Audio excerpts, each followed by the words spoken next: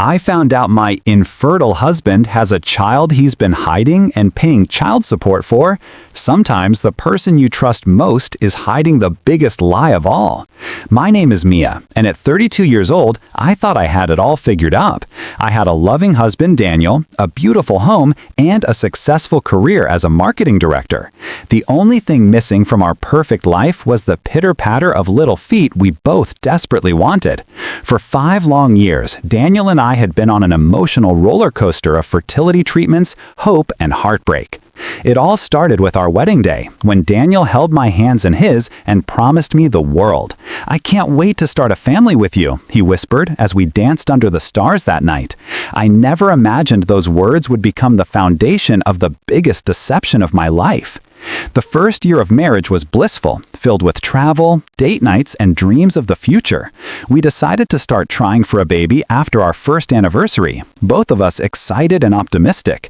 Month after month passed with no positive pregnancy test. At first, we didn't worry. It takes time for some couples, my doctor said during our initial consultation. But as months turned into a year, anxiety began to creep in. Daniel was always supportive, holding me during tearful nights when yet another period arrived. "It'll happen when it's meant to happen," he'd say, stroking my hair as I cried into his shoulder.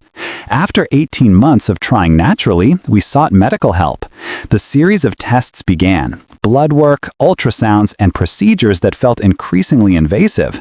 The day we got the results, Daniel held my hand so tightly it almost hurt. The fertility specialist explained that Daniel had a low sperm count and poor motility. "It's not impossible," she said, "but it will be challenging." I looked at Daniel, expecting to see devastation on his face, but instead, he seemed strangely calm, almost relieved. "We'll do whatever it takes," he said with determination. That's when our expensive journey into fertility treatments began.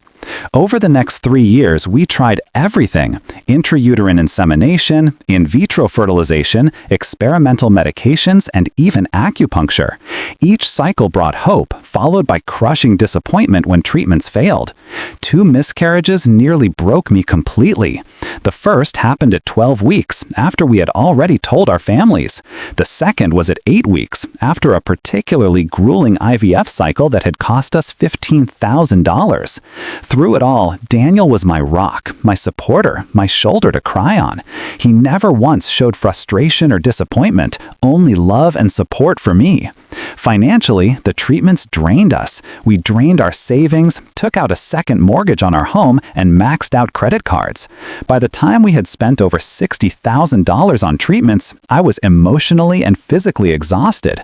My body had been pumped full of hormones, subjected to countless procedures, and had failed us time and time again. "Maybe we should stop," I told Daniel one night, curled up in bed after our latest failed IVF attempt. "Maybe we're not meant to be parents." Daniel held me close and whispered, "Never give up on our dream, Mia. We'll find a way."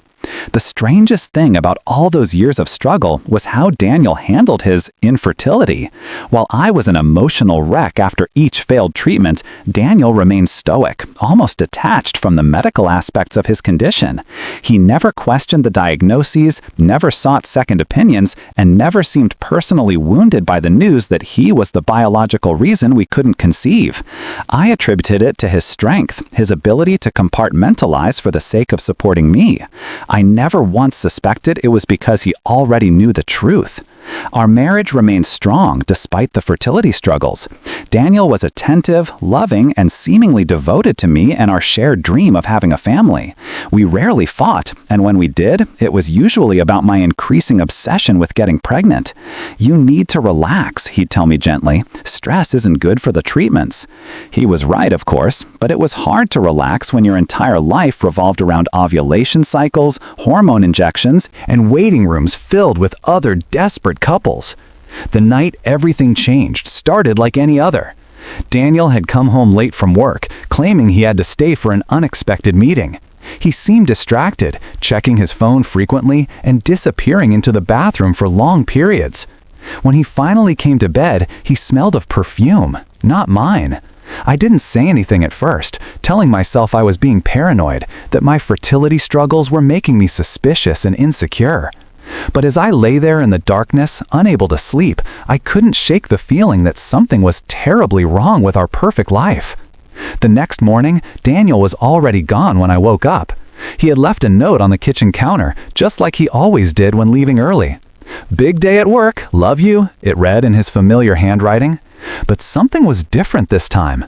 Next to his coffee mug was a crumpled receipt from a restaurant I didn't recognize, dated from the previous night. The timing didn't match his supposed late meeting at work.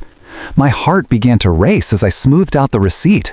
It was from an Italian place across town, one we had never been to together. The bill was for 2 people, and the total was over $150, far too much for a business dinner. But what caught my eye was the name scrawled at the bottom, for Ashley and little Noah. Ashley, Noah. The names meant nothing to me, yet they sent a chill down my spine. Who were they, and why was my husband having dinner with them while claiming to be at a work meeting? I tried to rationalize. Maybe it was a colleague and her child. Maybe he was helping a friend. Maybe there was a perfectly reasonable explanation. But the perfume smell from the night before, the secrecy, the receipt, it all pointed to something I wasn't prepared to face. I went through my workday in a daze, unable to focus on anything but the receipt burning a hole in my purse. Every time my phone buzzed, I jumped, expecting it to be Daniel with some excuse or explanation, but nothing came. He was as normal as ever when he called me at lunchtime, asking about my day and telling me about his. No mention of Ashley or Noah, no hint that anything was amiss. It was this normalcy that terrified me most. If he was hiding something, he was doing it with expert precision. That evening, I decided to do something I had never done before in our 5 years of marriage. I went through Daniel's things while he was in the shower. My hands trembled as I opened his laptop, my mind racing with guilt and suspicion. I didn't know his password, but I tried our anniversary, his birthday, the name of our first dog. Nothing worked. Then I tried Noah123, and the screen unlocked. My blood ran cold. Why would he use that password? Who was Noah? Daniel's desktop was meticulously organized, with folders for work, personal documents, and photos. I started with the photos, my heart pounding with each click. There were hundreds of pictures of us together, of our travels, of our life. But as I scrolled further back, I found a folder labeled Memories that I had never seen before. Inside were photos of Daniel with a woman I didn't recognize, and a little boy who couldn't have been more than 5 years old. The boy had Daniel's eyes, those same piercing blue eyes that had first drawn me to him across a crowded room. In some photos, Daniel held the boy on his shoulders. In others, he pushed him on a swing. There were birthday party photos, Christmas morning photos, even photos of Daniel changing the boy's diaper. These weren't recent photos. They spanned years, from the boy's infancy to what appeared to be the present day. The woman in the photos was beautiful, with long dark hair and a smile that reached her eyes. In some photos, she and Daniel looked intimate, their bodies pressed close together, their faces filled with a tenderness that made my stomach clench. In others, they looked like co-parents, celebrating milestones together with the boy between them.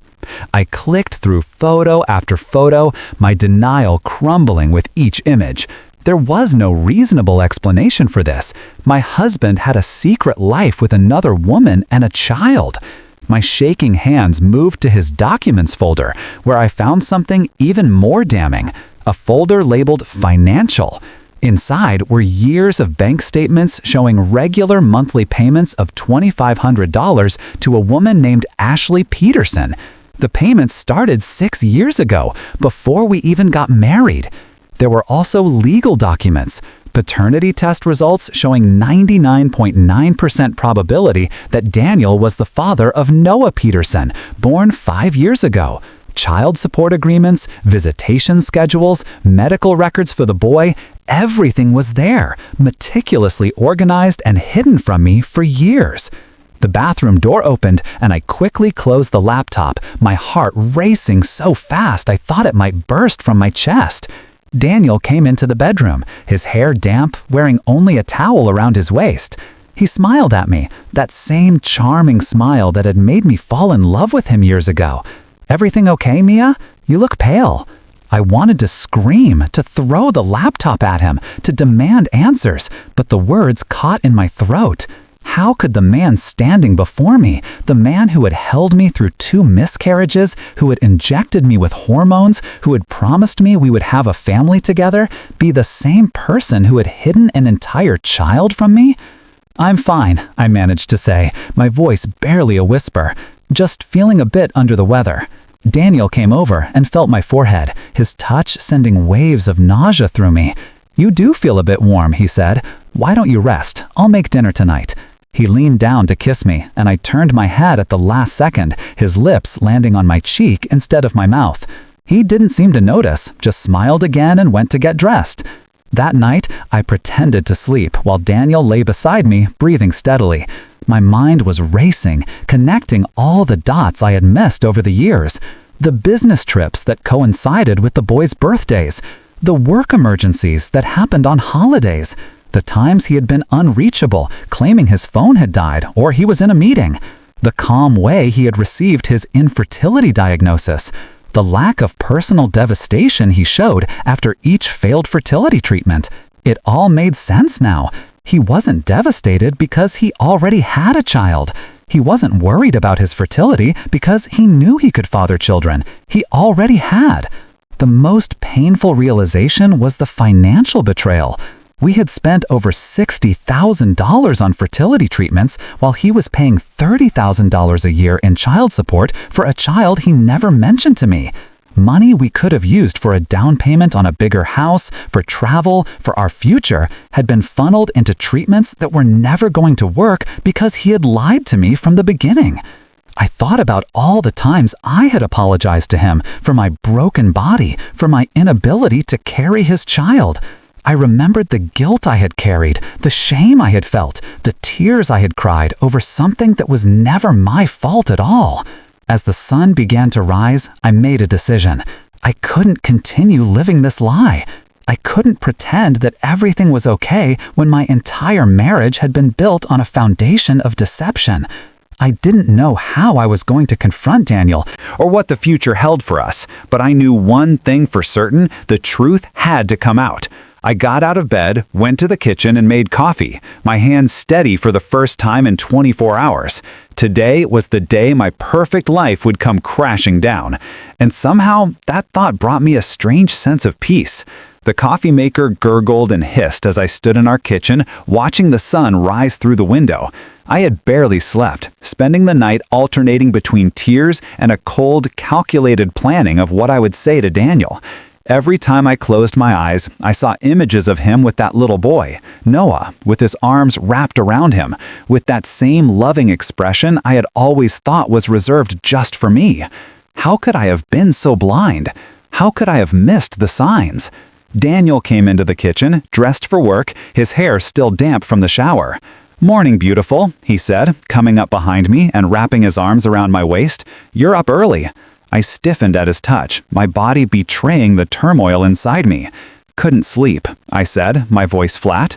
Daniel must have sensed something was wrong because he released me and turned me to face him, his brow furrowed with concern. "Mia, what's wrong? You seem distant." I took a deep breath, my heart pounding in my chest. This was it, the moment of truth. "I went through your laptop last night," I said, my voice surprisingly steady. "I know about Noah."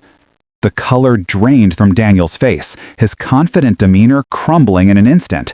He opened his mouth, then closed it, looking like a fish out of water. For a man who had kept such a massive secret for so long, he was remarkably unprepared for this confrontation. "I can explain," he finally managed to say, his voice trembling. "Please, just let me explain." He reached for my hand, but I pulled away, the thought of his touch making me feel sick.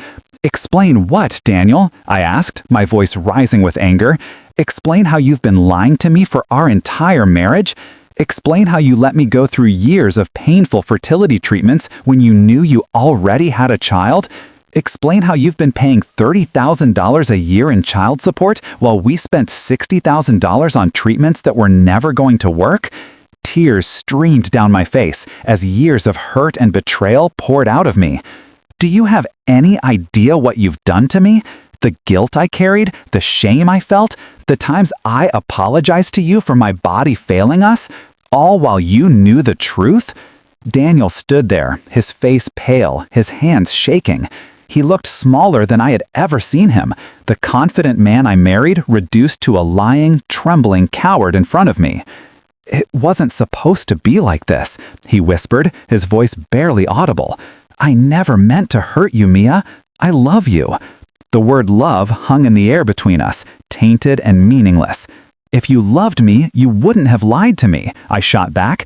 "If you loved me, you would have told me the truth before we got married, before we spent our life savings on fertility treatments, before I went through the physical and emotional hell of trying to have a baby with a man who was already a father." Daniel sank into one of our kitchen chairs, his head in his hands. "I was scared," he said, his voice muffled. "Ashley and I dated before you and I met. Our relationship was casual, and when she got pregnant, it was unexpected. We tried to make it work for Noah's sake, but we weren't in love. By the time I met you, Ashley and I had already agreed to co-parent separately. I fell hard for you, Mia, harder than I've ever fallen for anyone. I wanted to build a life with you, but I was afraid if I told you about Noah, you wouldn't want to be with me. You wanted a family, and I thought if you knew I already had one, you'd see me as damaged goods." His explanation, while perhaps honest, did little to soothe the raw wound of his betrayal. "So you decided to lie instead?" I asked, my voice dripping with sarcasm. "You decided to let me believe you were infertile? You decided to let me go through years of treatments and miscarriages because you were scared?" Daniel looked up at me, his eyes filled with tears. "I never meant for it to go this far. At first, I thought I would tell you after we got married, but then the timing never felt right. Then we started having trouble conceiving, and the doctors said it was me, and I thought maybe this was for the best. Maybe this was fate's way of giving me an out." His words struck me like a physical blow. "Fate's way of giving you an out?" I repeated incredulously. "You let me believe I was the problem? You let me go through 2 miscarriages, blaming myself, thinking my body was failing us, when all along you knew the truth?" The injustice of it all was overwhelming. All those nights I had cried myself to sleep, all those times I had felt inadequate as a woman, all those moments of despair, they were all based on a lie. "I'm sorry," Daniel said, his voice breaking. "I know I messed up. I know I hurt you in ways I can't even imagine. But please, Mia, try to understand. I love you. I want to be with you. Noah is part of my life, but you are my future." His words might have been romantic under different circumstances, but now they just sounded like more manipulation. How could I believe anything he said? How could I trust that this was the full truth when he had been lying to me for years? "How old is Noah?" I asked, my voice cold. Daniel hesitated, then answered, "He'll be 6 next month." 6 years old. That meant Daniel had been a father for our entire relationship. That meant when we were dating, when he was telling me he couldn't wait to have children with me, he already had a son. That meant when we got engaged, when he promised me a lifetime of love and family, he was already a father to someone else's child. "Have you seen him recently?" I asked, though I already knew the answer from the photos I had seen. Daniel nodded, unable to meet my eyes. "I see him every other weekend, and sometimes for dinner during the week." The thought of him spending time with his son while I was at home, waiting for him, made me feel physically ill. All those times he claimed to be working late, all those weekends he supposedly had to go into the office, he was with his other family. "Does Ashley know about me?" I asked. Daniel shook his head. "She knows I'm married, but not about the fertility treatments. She thinks we decided not to have kids of our own." Of course, another lie to another woman. How many lives had he woven together with his deception? How many people were hurt by his inability to tell the truth? I walked over to the coffee maker and poured myself a cup, my hands shaking slightly. The normalcy of this domestic act, making coffee in the kitchen where I had shared so many mornings with Daniel, felt surreal in light of everything I had discovered. How many other secrets were hidden in the life we had built together? "What do you want, Daniel?" I asked, turning to face him. "What do you want to happen now?" He looked at me, his eyes pleading. "I want to fix this. I want to make it right. I want you to forgive me and give me another chance." His request was so absurd, I almost laughed. Another chance? After years of deception? After letting me believe I was infertile? After draining our finances on unnecessary treatments? After the emotional toll of his lies? He wanted another chance? "I need time," I said, my voice flat. "I need you to leave for a few days. I need to think."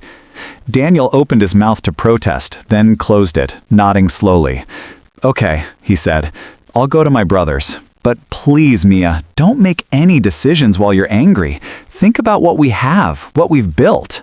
As he spoke those words, I looked around our kitchen, the custom cabinets we had picked out together, the expensive coffee machine he had bought me for my birthday, the photos of us on the refrigerator, and realized that what we had built was nothing more than a house of cards, ready to collapse at the slightest breeze. Daniel packed a bag and left, giving me one last pleading look before walking out the door. The moment he was gone, I sank to the floor and sobbed, releasing all the pain, anger, and betrayal I had been holding in. I cried for the woman I used to be, naive and trusting. I cried for the children I thought I couldn't have. I cried for the marriage I now realized was a sham. And I cried for the little boy who had a father who had hidden him from the world like a dirty secret. When the tears finally subsided, I was left with a hollow ache in my chest and a decision to make: try to rebuild a marriage built on lies, or walk away and start over. The first day without Daniel was strangely quiet. The house felt cavernous, his absence echoing in every room. I wandered from space to space, seeing our life together through a new lens of deception. The master bedroom, where we had shared so many intimate moments, now felt tainted with his lies. The guest bathroom, where he had hidden to make secret phone calls to his other family. The kitchen, where he had comforted me after each failed fertility treatment, all while knowing the truth. Every corner of our home held a memory that was now colored by betrayal. I took the day off work, claiming a migraine when I emailed my boss. In reality, I needed time to process, to think, to decide what came next. My mind was a whirlwind of conflicting emotions: anger at Daniel's deception, hurt at his betrayal, confusion about my own feelings, and a strange sense of relief that my body wasn't the problem after all. For years, I had carried the burden of our infertility, feeling defective as a woman, as a wife. Now that burden was lifted, replaced by the heavier weight of his lies. My phone buzzed throughout the day with calls and texts from Daniel, each message more desperate than the last. "Please call me. I'm worried about you. I love you. Can we please talk?" I ignored them all, not ready to hear his voice, not ready to be swayed by his apologies or explanations. I needed clarity, and I wouldn't find it while under his influence. Instead, I called my sister, the one person I knew would give me honest, unbiased advice. We had always been close, sharing everything from teenage heartbreaks to adult struggles. But as I sat on the couch, phone in hand, I realized I didn't know how to begin. How could I summarize 5 years of deception in a single phone call? How could I explain the depth of my hurt without breaking down completely? When my sister answered, her cheerful voice was like a knife to my heart. "Mia, what a surprise! I was just thinking about you." Her casual tone made me realize how isolated I had been in my struggle, how alone I had felt, even while surrounded by people who loved me. "I need to tell you something," I said, my voice trembling, "about Daniel and me." For the next hour, I poured out everything: the discovery of the secret child, the years of fertility treatments, the financial deception, the emotional toll. My sister listened patiently, interjecting only with gasps and occasional curses directed at Daniel. When I finished, there was silence on the other end of the line, so long I thought she had hung up. "Mia," she finally said, her voice thick with emotion, "I don't even know what to say. I'm so sorry, so incredibly sorry that you've been going through this alone." Her validation brought fresh tears to my eyes. "What should I do?" I asked, my voice small. "I don't know if I can stay with him after this, but the thought of leaving is terrifying too." My sister was quiet for a moment, then said, Only you can decide what's right for you. But I will say this, a relationship built on lies can't stand. Even if you forgive him, can you ever trust him again? Can you ever look at him without wondering what else he's hiding? Her words echoed my own thoughts, confirming the fears I had been too scared to voice. After hanging up with my sister, I felt a bit clearer, though no less pained. I knew I needed more information, more context to make an informed decision.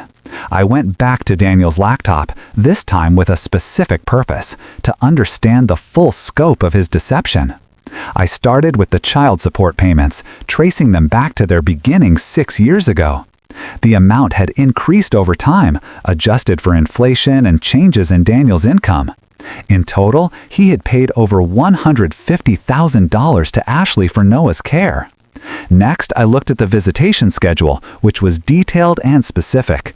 Every other weekend, alternating holidays, 2 weeks in the summer. It was clear that Daniel was an involved father, not just financially, but emotionally. I found photos of him attending Noah's first day of preschool, his soccer games, his birthday parties. In each photo, Daniel looked genuinely happy, proud of his son, invested in his life. These weren't the actions of a man who was ashamed of his child. They were the actions of a man who was deliberately hiding him from his wife. The most painful discovery came in the form of emails between Daniel and Ashley. They were cordial but distant, discussing Noah's needs, his schedule, his development. But one thread from about a year ago caught my attention. It was after our second miscarriage, when I was at my lowest point emotionally. In the email, Ashley asked Daniel if he was okay, mentioning that he seemed distracted during his last visit with Noah. Daniel's response made my blood run cold. Just going through a tough time with Mia. We had another miscarriage. Sometimes I wonder if this is fate's way of telling me we're not meant to have kids of our own. At least I have Noah. Fate's way. He had used those same words with me, but in a completely different context. To Ashley, he suggested our fertility struggles were a blessing in disguise, preventing him from having more children. To me, he had presented our struggles as a tragedy we needed to overcome together. The duplicity was staggering, the emotional manipulation breathtaking in its cruelty. As I read through more emails and documents, a picture began to form of a man living 2 separate lives, each with its own truths and lies. To Ashley, he was a devoted but distant father, a man who had moved on to a new life in marriage. To me, he was a loving husband struggling with infertility, a man desperate to start a family. The reality was somewhere in between, a man who had a child he kept secret, a wife he deceived, and a life built on carefully constructed falsehoods. By evening, I had compiled a comprehensive understanding of Daniel's deception. The financial cost, the emotional toll, the sheer scale of his lies, it was overwhelming. I felt exhausted, drained from the emotional roller coaster of the past 24 hours. But I also felt something else, clarity. For the first time since discovering the truth, I knew what I had to do. I sent Daniel a text message. "Come home tomorrow. We need to talk." His response came almost immediately. "Thank you. I'll be there. I love you." I ignored the last part, unable to process those words from him anymore. Love didn't look like this. Love didn't involve years of deception, emotional manipulation, and financial betrayal.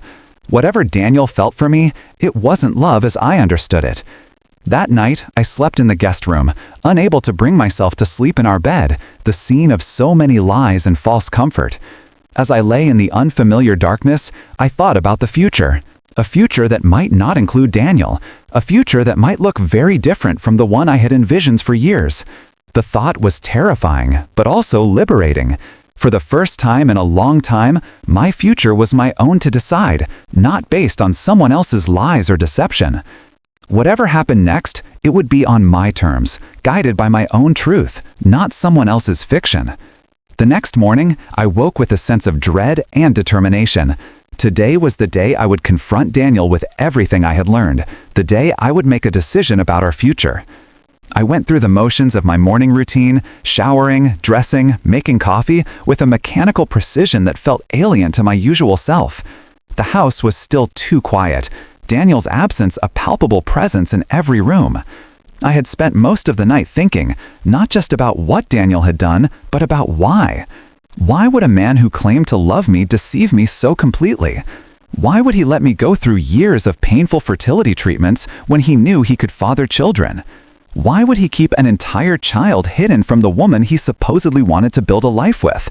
The answers were complex and troubling, speaking to a level of selfishness and emotional cowardice I had never associated with the man I married. As I sipped my coffee, I thought about Noah, the innocent victim in all of this. He had a father who loved him but was ashamed to acknowledge him publicly. He had a mother who, from what I could gather, was doing her best to raise him alone while navigating a complicated co-parenting relationship. He existed in a world of secrets and half-truths, never quite fitting into either of his father's lives. My heart ached for this little boy I had never met, caught in the middle of adult deception. The doorbell rang at 10 a.m., exactly when Daniel had said he would arrive. My stomach clenched as I walked to the door, my hands shaking slightly. I took a deep breath before opening it, bracing myself for the emotional onslaught to come. Daniel stood on the porch, a suitcase at his feet, his eyes red-rimmed and pleading. He looked like he hadn't slept either, his usual confident demeanor replaced by a nervous energy that made him seem like a stranger. "Can I come in?" he asked, his voice tentative. I stepped aside without speaking, allowing him to enter our home, our shared space that now felt like contested territory. He set his suitcase by the door and turned to face me, his hands shoved in his pockets, his posture defensive. "Thank you for letting me come back," he said. "I've been worried about you."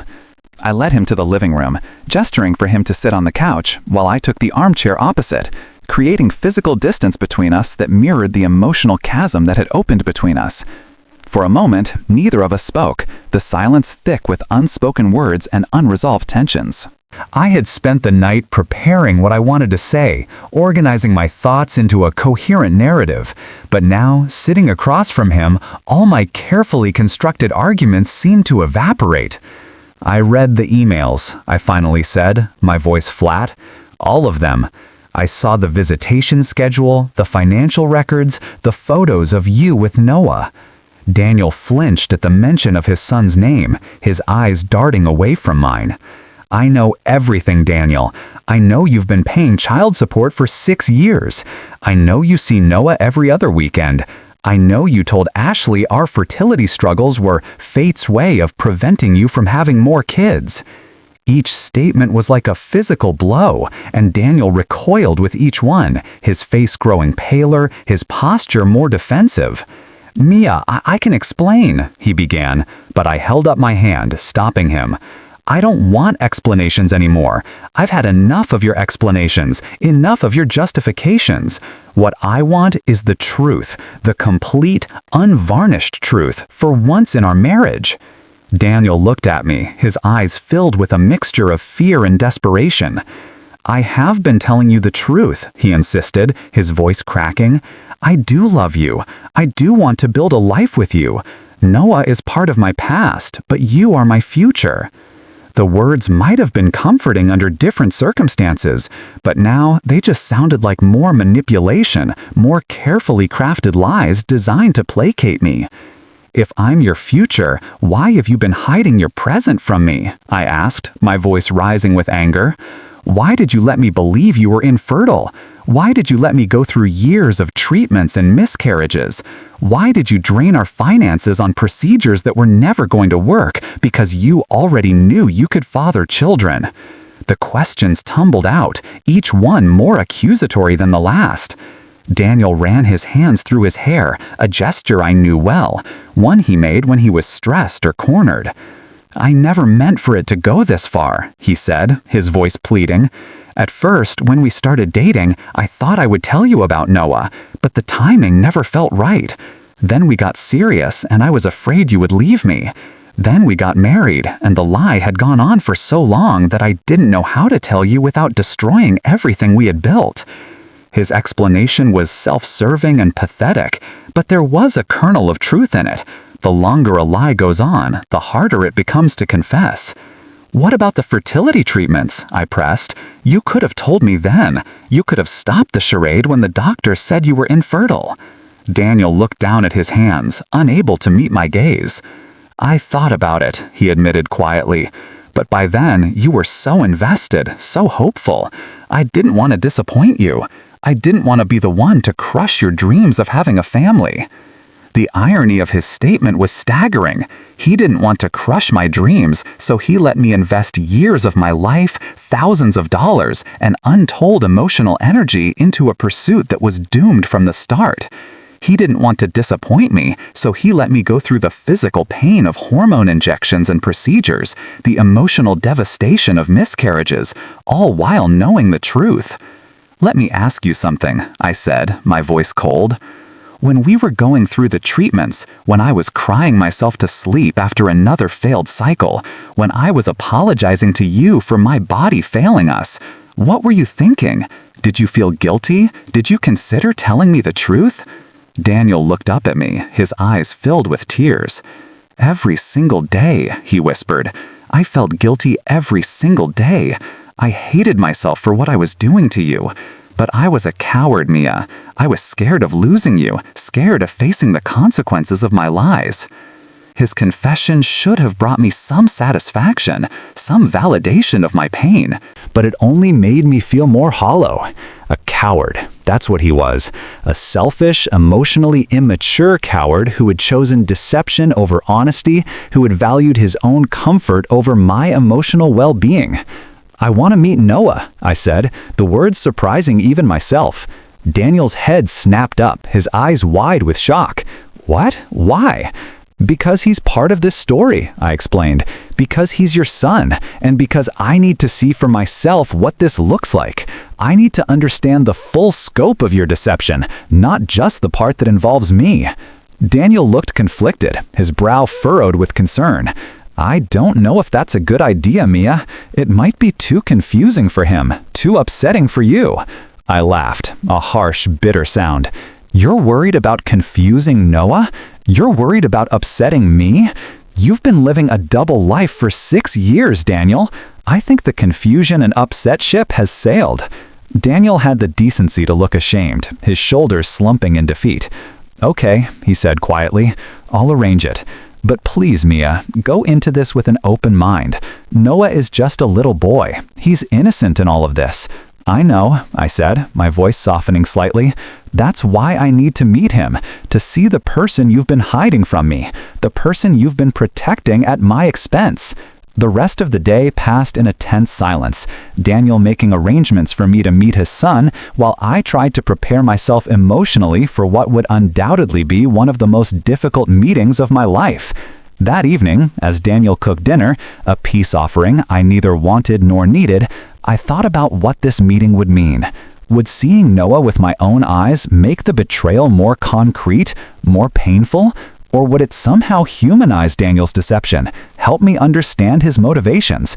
I didn't know, but I knew I had to try. I had to see the complete picture before making my final decision about our future. As we ate dinner in silence, Daniel's phone buzzed with a text message. He glanced at it, then looked at me, his expression hesitant. "That was Ashley," he said. "I told her I wanted to bring someone to meet Noah tomorrow. She's confused, but she agreed." The mention of Ashley's name sent a pang through my chest.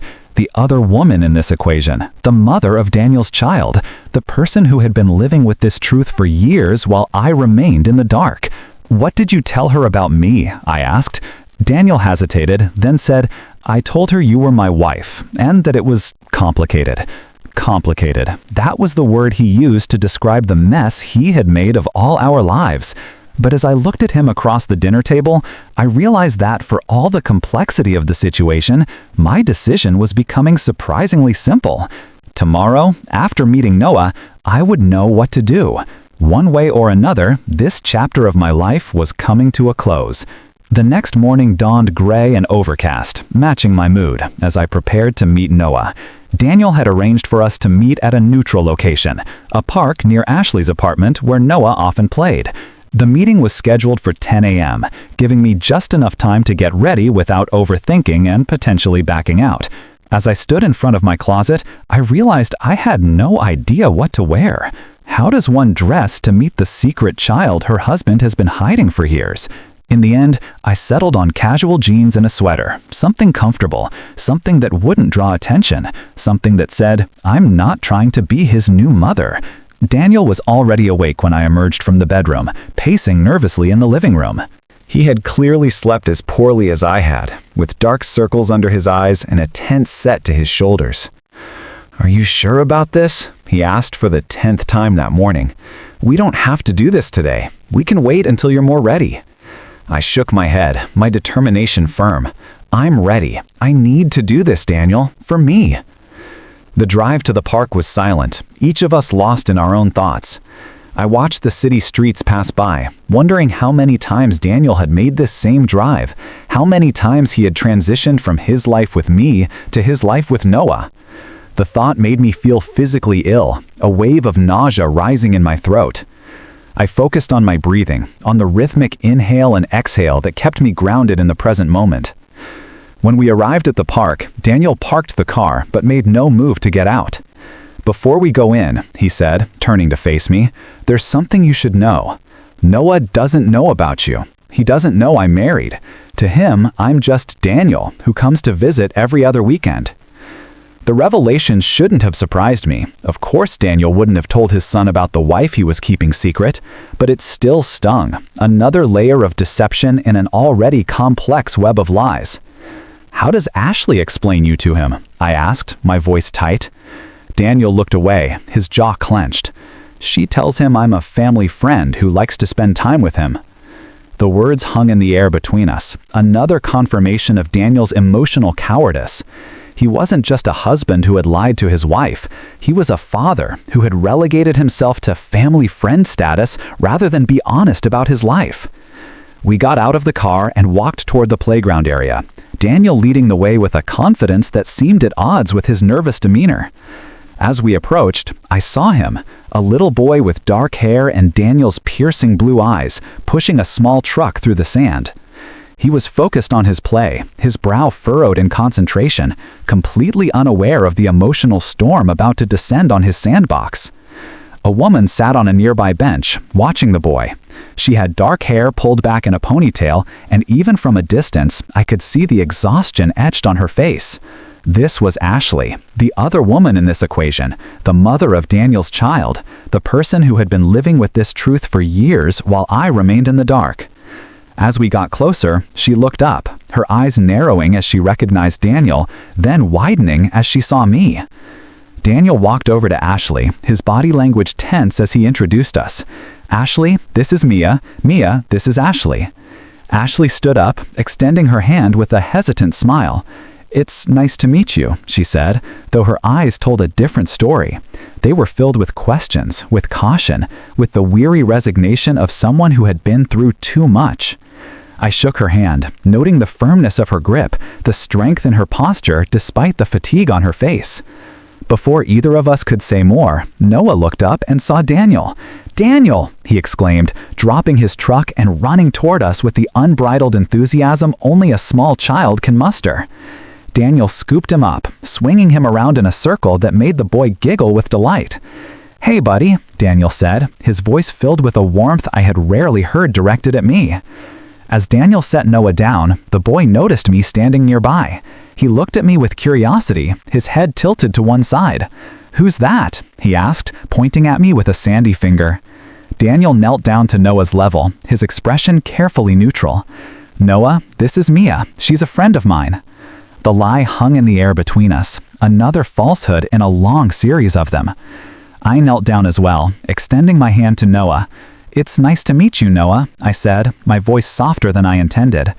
He looked at my hand, then at Daniel, as if seeking permission. Daniel nodded encouragingly, and Noah shook my hand briefly before turning his attention back to his truck in the sandbox. For the next hour, we watched him play, occasionally joining in when he invited us to build sandcastles or push his truck. Through it all, I studied him, his mannerisms, his expressions, the way he interacted with Daniel. What I saw broke my heart in ways I hadn't anticipated. Noah clearly adored Daniel, his eyes lighting up whenever Daniel paid attention to him. Daniel, in turn, was patient and engaged, the kind of father I had always imagined he would be, loving but firm, playful but responsible. They had an easy rapport that spoke of years of shared experiences, of a bond that couldn't be faked or manufactured. And I, the wife, was nothing more than a friend in this dynamic, an outsider looking in on a relationship that was more genuine than anything I had shared with Daniel in years. Ashley watched us from the bench, occasionally joining in when Noah called for her, but mostly giving us space. I could feel her eyes on me, assessing, wondering. At one point, when Noah was particularly absorbed in his play, she came over to where I was sitting. "He doesn't know, does he?" she asked, her voice quiet. "About you and Daniel being married." I shook my head, unable to speak around the lump in my throat. "Daniel always said it was complicated," Ashley continued, her eyes on her son, "that there were reasons he couldn't be more involved, couldn't be acknowledged as Noah's father publicly. I never pushed, never demanded more. I just wanted Noah to have his father in his life, even if it was on these limited terms." Her words were filled with a resignation that was both heartbreaking and infuriating, another woman making compromises to accommodate Daniel's emotional cowardice. "I'm sorry," I said, the words inadequate to express the complexity of my feelings. "I didn't know about any of this." Ashley nodded, her expression understanding rather than accusatory. "Daniel always said you were a good person, that you deserved better than this mess." The irony of her statement wasn't lost on me. She, the other woman, defending me, the wife, against the man who had deceived us both. As the afternoon wore on, I felt something shift inside me. The anger and betrayal that had been consuming me since discovering the truth began to recede, replaced by a profound sadness. For Noah, growing up with a father who was ashamed to acknowledge him. For Ashley, raising a child alone while navigating a complicated co-parenting relationship. For myself, living a lie for years. Even for Daniel, trapped in a web of his own making, too cowardly to find a way out. When it was time for us to leave, Daniel gave Noah a hug that was genuine and loving. "I'll see you in 2 weeks, buddy," he said, ruffling Noah's hair. "Be good for your mom." Noah nodded, already distracted by a new toy another child had left in the sandbox. As we walked away, I looked back one last time. Ashley gathering Noah's things, Noah completely absorbed in his play. Two people carrying on with their lives completely separate from the one Daniel and I had built together. The car ride home was even quieter than the ride to the park. Daniel seemed to sense that I needed space, respecting my silence rather than trying to fill it with explanations or apologies. When we arrived back at our house, I went straight to the bedroom, needing time alone to process everything I had seen and felt. Meeting Noah hadn't made the decision easier, but it had made it clearer. I could see now that Daniel's deception wasn't just about me. It was about his inability to integrate the different parts of his life, his emotional immaturity, his fundamental selfishness. He had constructed separate worlds because he lacked the courage to create one honest life that included all the people who mattered to him. As I sat on the edge of the bed, looking at the photos of Daniel and me that adorned the dresser, I realized that our marriage was over, not just because of his lies, but because of what those lies represented about his character. I couldn't build a future with a man who was so fundamentally dishonest, so emotionally cowardly that he would hide an entire child from his wife. I couldn't trust him again, and without trust, there was no foundation for a marriage. The decision was painful but clear. I had to leave. Not just Daniel, but the life we had built together, the dreams we had shared, the future I had envisioned. It was a loss as profound as any I had experienced, but it was also a liberation, a chance to start over, to build a life based on honesty rather than deception, to find someone who would love me enough to tell me the truth, no matter how difficult that truth might be. The following weeks passed in a blur of legal consultations, apartment hunting, and packing up the life Daniel and I had built together. The decision to leave had been painful but clear, and once made, I moved forward with a determination that surprised even myself. There were moments of doubt, of course, late nights when I wondered if I was making the right choice, when the familiarity of our life together seemed more comforting than the uncertainty of starting over. But each time I felt myself wavering, I would think of Noah, of Ashley, of the intricate web of lies Daniel had woven, and my resolve would strengthen. Daniel didn't fight my decision to leave, though he tried repeatedly to talk me out of it, alternating between pleading, guilt-tripping, and promising to change. He offered to cut off all contact with Ashley and Noah, a suggestion so appalling it only confirmed I was doing the right thing. I would never be the reason a child lost his father, even a father as flawed as Daniel. His inability to understand that fundamental point showed just how little he had truly learned from the wreckage he had created. The divorce was surprisingly amicable, largely because I refused to engage in a protracted battle. I didn't fight for the house or for a large settlement. I just wanted out. I took my personal belongings, my car, and a portion of our savings, leaving the rest to him. It wasn't about money. It was about freedom. Freedom from the lies, freedom from the deception, freedom to rebuild my life on my own terms. I found a small apartment in a different part of town, a place that was mine and mine alone. The first few weeks were lonely. The silence in my new home was deafening after years of sharing my space with someone else. I threw myself into my work, taking on extra projects to keep my mind occupied and to build my financial security back up. I reconnected with friends I had neglected during the years of fertility treatments, rediscovering parts of myself that had been subsumed by the all-consuming quest for a baby. Slowly, painstakingly, I began to heal. The anger gave way to sadness, and the sadness eventually gave way to a cautious acceptance. I went to therapy, where I worked through the complex emotions of betrayal, grief, and relief. I learned to separate my identity from my ability to have children, to find worth in myself outside of the role of wife and mother. It was a difficult process, filled with setbacks and moments of overwhelming despair, but with each passing day, I felt a little stronger, a little more whole. About 6 months after I moved out, I received an unexpected email from Ashley. She had found my contact information through a mutual friend on social media. Her email was brief and to the point. She said she had been thinking about me and hoped I was doing okay. She mentioned that Daniel had been true to his word and had cut off contact with them, a decision that was devastating for Noah. She wasn't asking me to intervene, she said, just wanted me to know the full consequences of his actions. I stared at the email for a long time, my emotions a tangled mess. Part of me felt a surge of satisfaction. Daniel was finally facing the consequences of his cowardice. But another part of me felt a profound sadness for Noah, who was losing his father because of a lie he had no part in creating. In the end, I replied to Ashley's email. I didn't offer to intervene with Daniel, but I expressed my sympathy for her and Noah, and I wished them well. It was a small gesture, but it felt like the right thing to do, a way of closing the loop on the painful chapter of my life. A year after I left Daniel, I stood in my new apartment, looking out at the city lights. My life was unrecognizable from the one I had lived with him. The apartment was filled with my own things, decorated in a style that was entirely mine. My career was thriving, and I had rekindled old friendships and forged new ones. I was dating casually, not looking for anything serious, just enjoying the company of new people without the pressure of a future that had to include marriage and children. There were still moments of sadness, moments when I saw a father pushing his daughter on a swing or a pregnant woman glowing with anticipation and felt a pang of loss for the life I thought I would have. But those moments were becoming less frequent, less intense.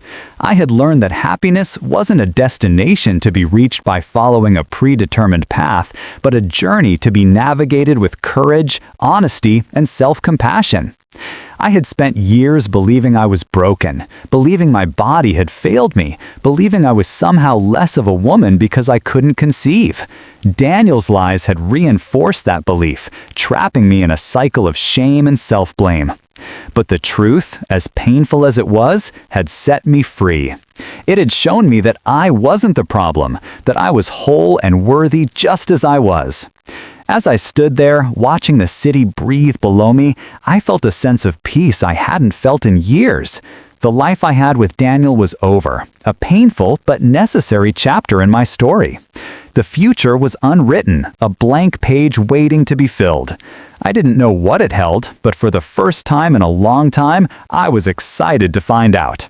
I was no longer the woman who was lied to about her fertility, the woman who spent a fortune on treatments she never needed. I was Mia, a 33-year-old woman who had survived the unthinkable, who had chosen herself, and who was ready to write her own story, one honest word at a time.